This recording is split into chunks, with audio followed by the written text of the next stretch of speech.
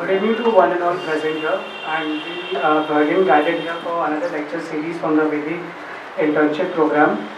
Today we are greatly honored to have Mr. J. Sai Deepak amongst us, and today we are going to discuss on the topic of Ayodhya, the religious land dispute. And a brief, although sir needs no introduction, but I'll be just be giving a brief about sir. Sir was an engineer in starting, and then he turned into a litigator. Sir did his graduation from Anna University, and then he did his graduation in law from IIT Kharagpur. And Sir started working as an associate partner in Sai Krishna and Associates until June 2016 after he passed out. And then Sir formed his own law firm, and after that Sir has been known for various landmark judgments which have been coming out in the recent past. And now I would like to hand over the proceedings to Sir. Thank you. I would like Mr. Rajendra ji to please felicitate Sir.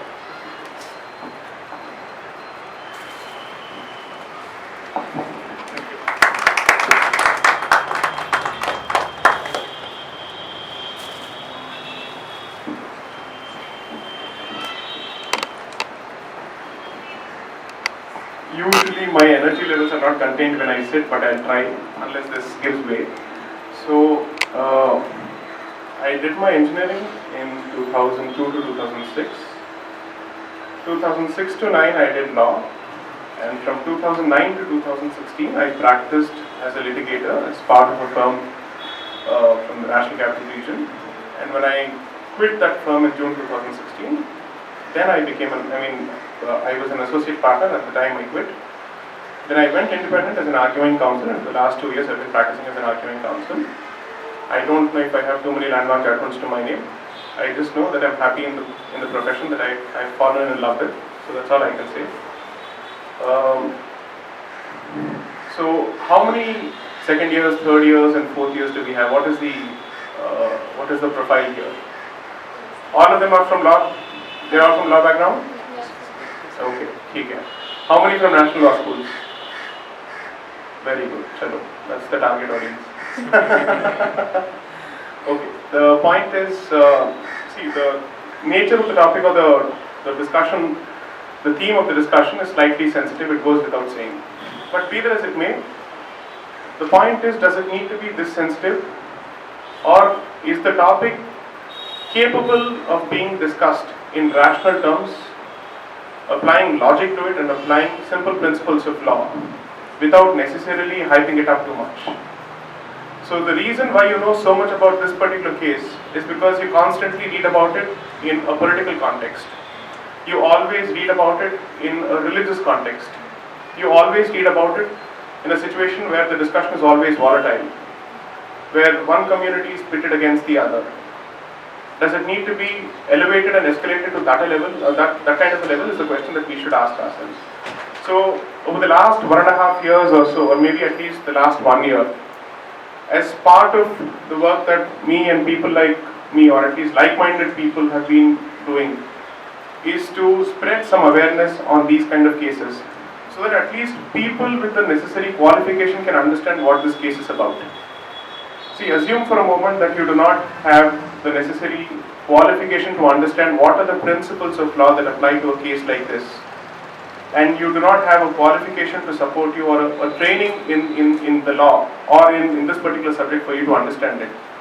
It is absolutely pardonable for you to not know what the issue is about. But people with qualifications, they don't know what they're talking about, and half the time they talk like activists who have really no grounding in the law, who have not done their factual research or legal research. Then there's a serious problem. That means you've allowed confirmation bias to dictate your understanding of the law. You've allowed media headlines to more or less affect, influence, inform, and completely brainwash you to the extent that you're not open to any kind of facts.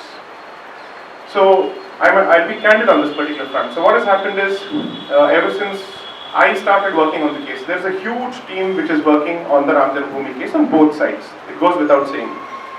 And there are people who have been working on this for decades together, right from the Faizabad stage to the Allahabad High Court stage, right until this. I was briefly connected with the matter when it was before the Allahabad High Court. but owing to my own professional commitments, I couldn't continue assisting beyond a certain point. When the matter reached the Supreme Court, I think around November, December 2017 last year is when I got into the matter full-fledged, where I started assisting the seniors who were actually working on this matter. So the matter was listed for arguments on 5th of December 2017. That's when it was supposed to start. I had a couple of interns working with me around that point of time who did a lot of grunt work. And most of them were from the same National Law School category, and I wanted them to actually understand the facts of the case and tell me what they thought of it. For the simple reason that for good or bad, intentionally or otherwise, by design or otherwise, at least in national law schools there is a tendency to look at these matters in a slightly biased fashion. For the simple reason that the training that comes from those law schools is different. It is slightly ideologically tilted is what I assume. I could be wrong, I could be completely off the mark. But be this it may, I wanted students from these law schools to first of all read the case on their own. Without me telling them, isko padho, I basically said, here are the 3 volumes of the case, which runs into about 4,300 pages approximately. You go through the case, apply your mind as a law student, and form an opinion and tell me whether or not there is some kind of weight in the argument that this is the place where there exists a Ram Janambhoomi, or there is some kind of a case made out for its existence and for its depossession. Lo and behold, I don't wish to name the student or the law school because I don't want to create trouble for that boy, but the point is, he started off on an extremely negative footing, saying I don't think this case, there is a case at all. And I think the demolition of the structure was wrong in 1992, the 6th of December 1992. He started off from that particular front, or from that particular position, and by the time he was done reading the case, he was able to come out with very clear opinions on at least 2 aspects. No civilized person who believes in democracy can support the demolition of a structure illegally. That is one aspect.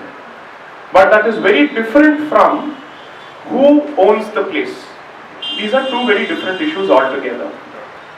Those who demolish that structure illegally, the law must take its own course with respect to those people. However, when it comes to who is supposed to have the possession of that particular place and who has title over that particular place, that question must be addressed towards the angle of demolition. This is something that that student himself came out with post his reading of the judgment, and when he read the whole judgment, so it's written by 3 judges, fairly diverse composition, so that nobody says that this is written by people from one particular community. He came out clearly saying, sir, इस case में तो ज़्यादा कुछ है ही नहीं, because ultimately it's a civil suit. If it's a civil suit, it is contested only around the issues which are framed in the suit for trial. And when he went through the issues, these are in the nature of typical issues that are framed in any civil suit. I'll give you a simple example. 1 minute के लिए आपने ये राम जन्मभूमि case को अलग रखिए. Don't even focus on that. Just take this building as an example. You have Aam Aadmi Party on the opposite side. Okay. All of a sudden, Aam Aadmi Party a few years later comes and says, ये जगह हमारी है. Okay. So these 2 people will be before a court of law contesting this particular dispute. Now, if you are the person who is the claimant and who is laying claim to this particular piece of property, it is for you to prove that this belongs to you. Correct? Any person who is the claimant, it is for him to make good his claim. That is the simple proposition. Whether you approach it from the stand of common sense or from law, there is not too much of a divorce. Right? So what do they have to prove? That title इनका है. चलो title का document नहीं है तो position तो इनका है.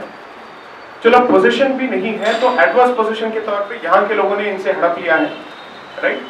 And that they've been constantly agitating against this adverse possession, meaning thereby these people who are in possession of the property or who are in adverse possession of the property have never been able to enjoy it peacefully without any trouble. Meaning what? The day people from Aam Aadmi Party keep their mouth shut, saying, I will not object to your possession anymore, that means the possession has become peaceful and undisturbed. So even if I have taken that property away from them, Subsequently, he has not objected to it.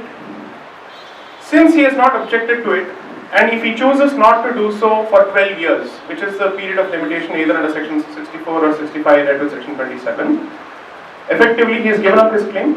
That is the basic principle as far as adverse possession is concerned. Therefore, these would be the only issues which the court has to look into if it were to be a property dispute on this particular piece of land between the owners of this property or the possessors of this property and Aam Aadmi Party in this hypothetical situation. The same is the principle that you have to apply when it comes to Ram Janmabhoomi dispute. That is what I am trying to say. Okay. For far too long, the discussion around this particular piece of dispute or property has been elevated to a constitutional discussion. हर civil suit चाहे कोई भी उसमें involve हो या किसी भी धर्म या मजहब के लोग हों, उससे क्या कॉन्स्टिट्यूशन अंदर आ जाता है?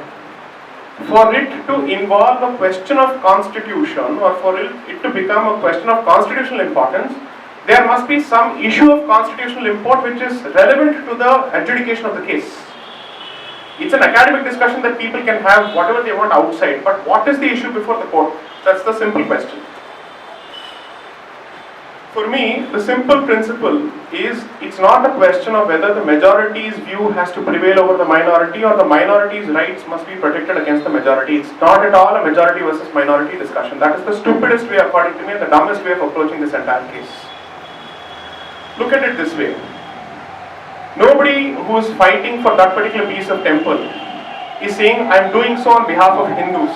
Because if he says so, he is actually diluting and expanding the scope of his position. He is fighting there as someone who believes that he is the custodian of that particular piece of property and who says that I have faith coupled with the fact. I have faith, why? Because I have faith. That is the only reason that I can contest for that particular place as a place of faith for a certain faith. Understand this. It's not possible for a Parsi to come and say, I as a Parsi have a right to defend this particular piece of property on behalf of Hindus for Lord Ram. That would make no sense at all. At least that is the concept of locus standi. Who are you to agitate this particular issue? That is the only reason faith becomes relevant. Whether you are the party who is entitled to appear before this court to defend this particular piece of property. Right? So is the case with the other side. If that is the case, this is effectively a case between two sets of parties, not two sets of communities. The fact that this case could have ramifications for communities is a different issue, but that's not a legal issue. That is an extra legal issue. That is for the media houses. That is for people who are writing editorial columns. That is for people who are interested in running books. But not for people who are interested in fighting that particular case.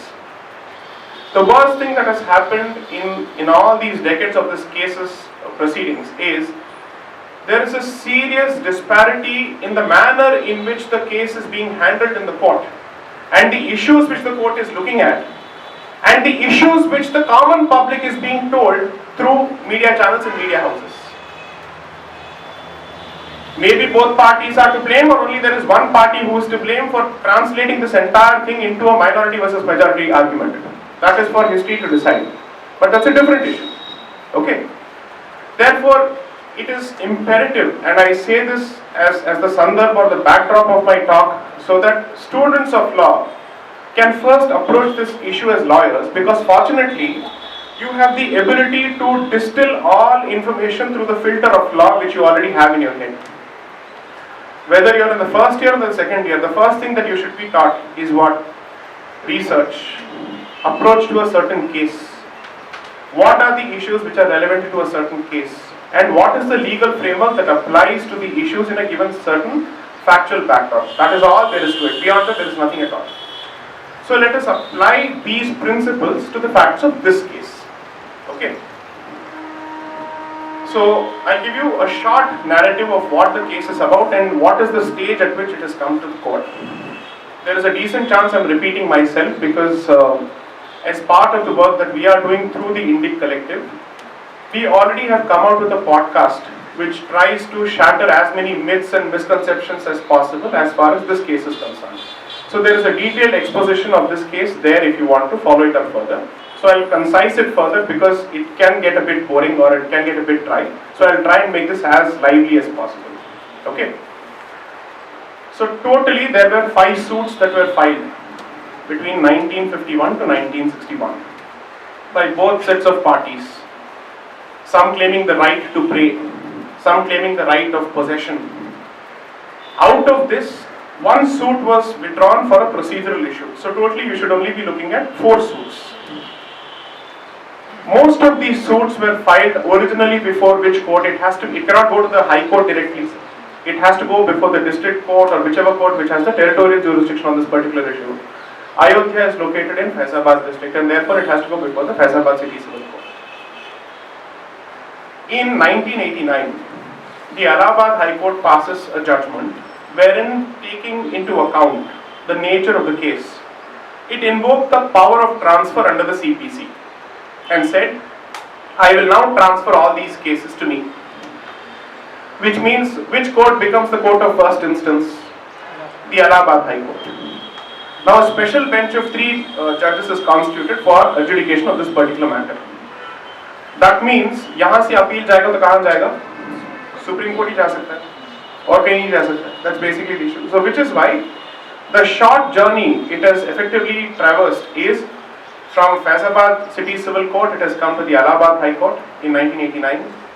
A judgment is passed on the 30th of September 2010 by the Allahabad High Court, and from there it has come to the Supreme Court.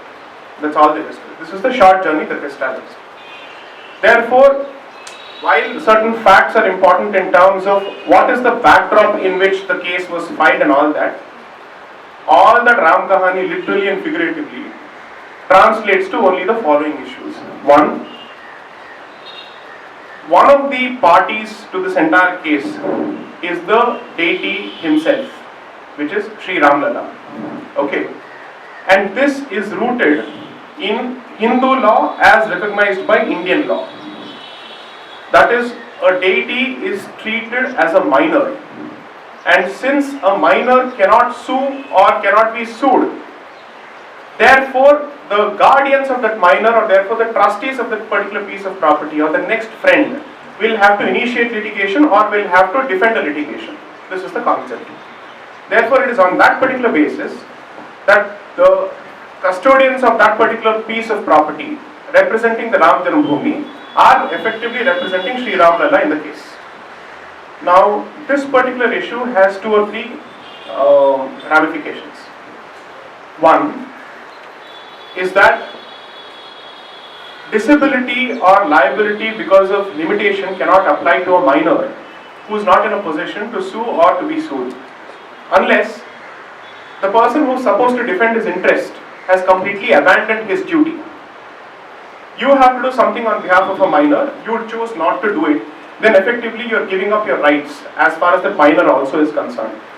If he is doing so in bad faith, then any member of the public can come and say, I as a Hindu who believes in this place of worship, I believe that the trustee has abandoned his duties, and therefore I would want to step into the shoes of the trustee and represent the interest of the deity. That's basically how it happens. Now, what happens in this particular case is, there is a difference, fundamental difference between a temple and a mosque in theology, in terms of what is the nature of that particular place. If I were to make this particular statement before a common public, there is a decent chance that they'll say that this is a communal statement. But this, as students of law, at least you must be in a position to understand that this is a question that is being addressed under religious laws or personal laws. What makes a temple a temple? What makes a mosque a mosque? What is its purpose? These are questions which are essential to this. I don't know how many of my generation and your generation are aware of what is the idea behind a temple. But have you heard of this English word called consecration? A consecration basically is a situation where when you establish or when you construct a temple and when a deity is installed, you perform a certain ritual, basically asking for the deity to preside and come and sit or make that place his or her abode. Now this, while it has a ritualistic significance, it has a legal significance as well, which means a fiction is created, meaning thereby that this has become the abode of a living deity. And since it has become the living abode of a deity or the abode of a living deity, that particular position can never be altered at all for all times to come, because the belief is that the deity shall not leave until asked to leave. Okay. In Hindi, typically the word that is used for consecration is pran pratishtha. Okay. So that is basically the philosophy of it. And that philosophy has a legal consequence. What does this mean? No amount of demolition, no amount of occupation, no amount of forcible possession can ever dispossess the deity of his place. That is the legal consequence. Whether it is for 500 years or 600 years or millennia, that does not make a scintilla of difference to the fact that the place belongs to the deity and the deity continues to live in that particular place. This is not metaphysics. This is not philosophical mumbo jumbo. This is the principle of Hindu law as recognized by Indian law for the purposes of adjudication of this case. Let us understand this. I am someone who is not particularly religious. I am not someone who is particularly spiritual either. But as far as I am concerned, I understand the rationale and the reason behind this. So you don't need to be religious or spiritual or even cultural to understand and appreciate this point. It's a legal point that is being made. Okay. Therefore, this is important for you to understand. Now, as far as a mosque is concerned, this place can become a mosque without too much of rituals being performed here, for the simple reason that the object of a mosque is not to treat it as the abode of a certain deity or a certain almighty creature, but as a place of assembly for the followers of that particular faith to worship or to pray. Not even worship, but to pray. We worship because there is a certain deity which is installed in a particular stone or murti or whatever you call it. But as long as there is no icon which is being worshipped, that means what you do in that particular place is pray. That could be different from a church for the simple reason that somebody is being prayed to and there are icons in that particular place. But that is not the same as far as a mosque is concerned. This is where a certain judgment of the Supreme Court of 1994 becomes relevant, the Ismail Farooqi judgment, which was delivered in the backdrop and in the context of the Babri Masjid case after the demolition, asking itself as to the nature of a mosque.